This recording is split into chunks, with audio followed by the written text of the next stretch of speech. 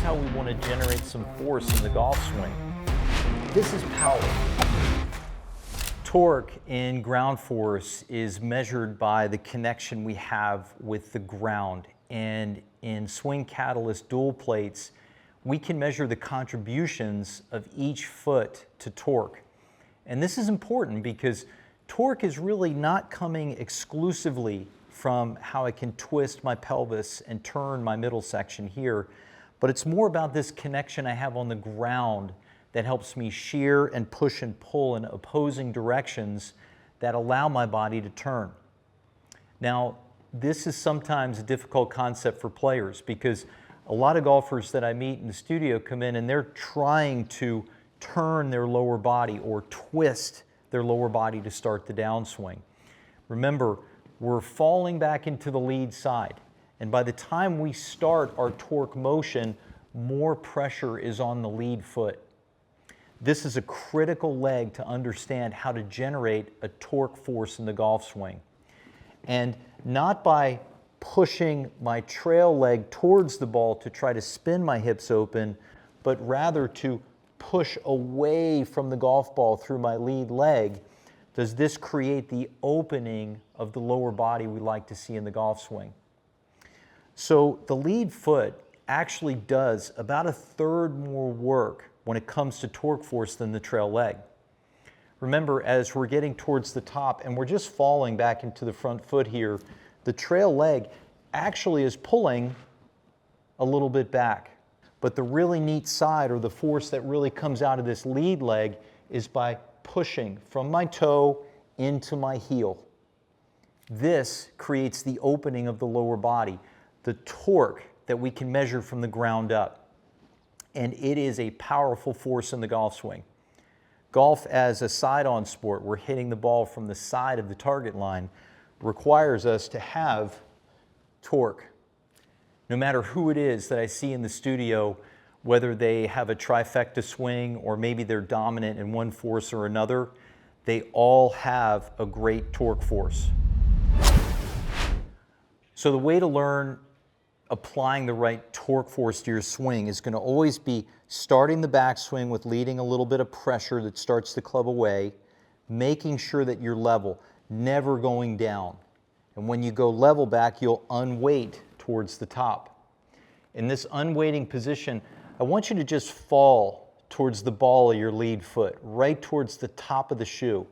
And from here, you're going to pull back towards your lead heel.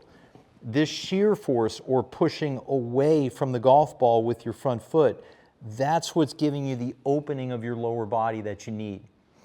So a torque force is really created by the trail leg pulling back and the lead foot pushing forward.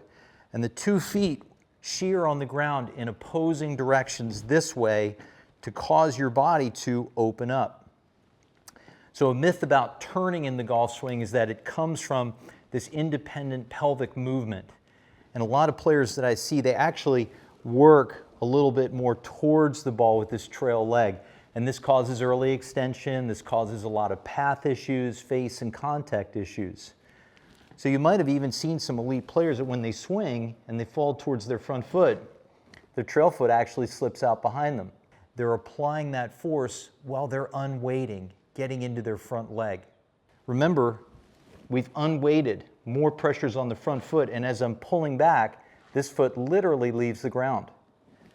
But as I get that pressure on the front foot, the ball of the front foot, I can then push away from the ball into the lead heel, opening up my lower body, giving me torque force in the golf swing. So putting it all together, pressure leading the backswing, starting back, staying level and unweighting, falling into my front foot, especially that lead part of my foot, the ball of it, so that I can push away from the golf ball. When I do it, I create more torque force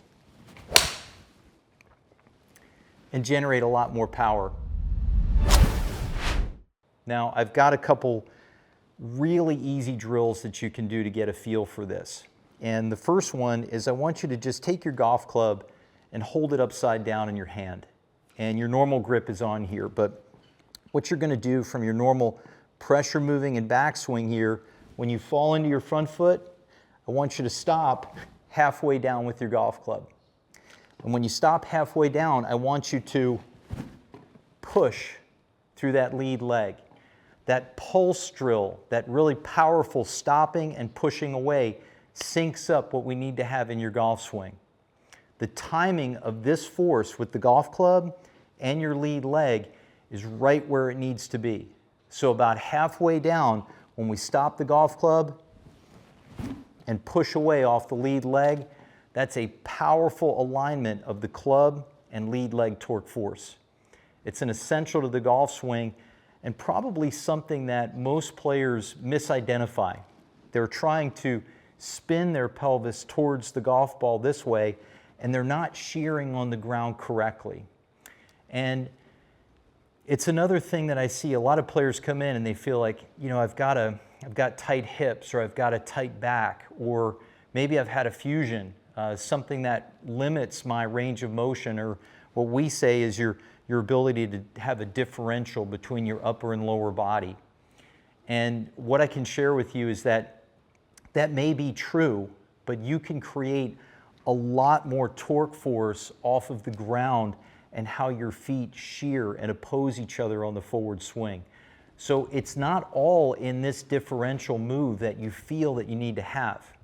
It's going to come a lot more from the feeling of falling into this front foot, pushing from your toe into your heel, and letting your club fly by. Getting the forces at the right time will make the club go faster, and it's going to help you rotate a lot more and create a lot more torque in your golf swing.